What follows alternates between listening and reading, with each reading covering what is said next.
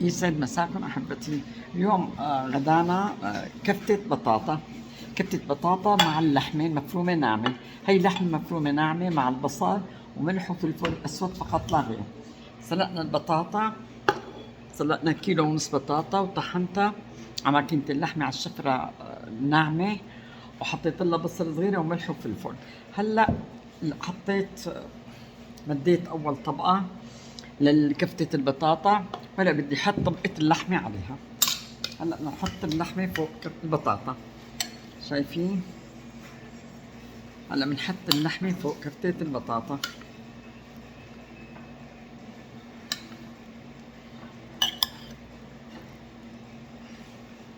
نحاول نمدها على الصينية كلياتها.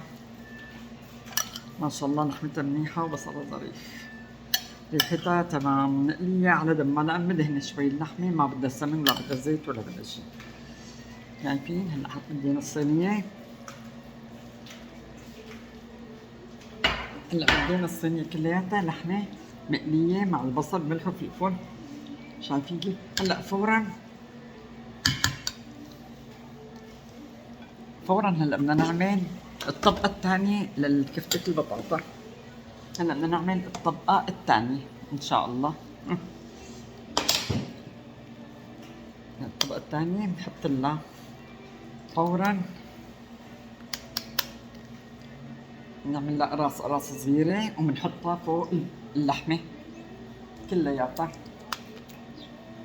شايفين؟ نحطها فوقها كلها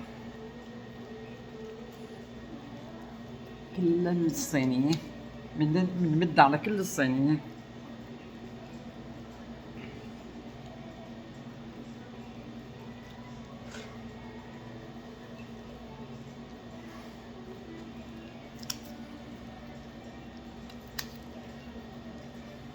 شايفين؟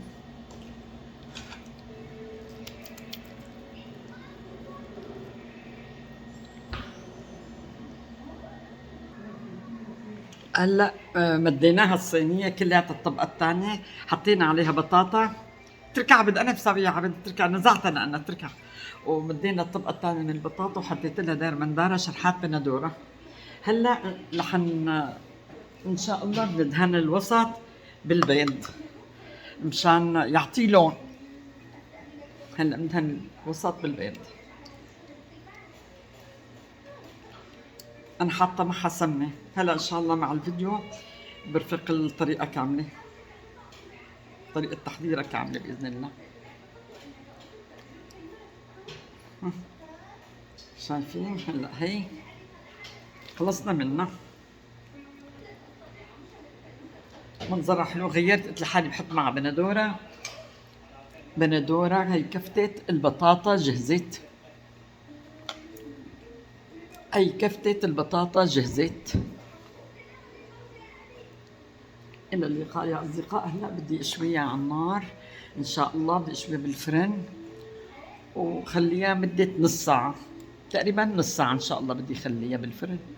إلى اللقاء يا أصدقاء، وتنشوى بنزلها مرة ثانية.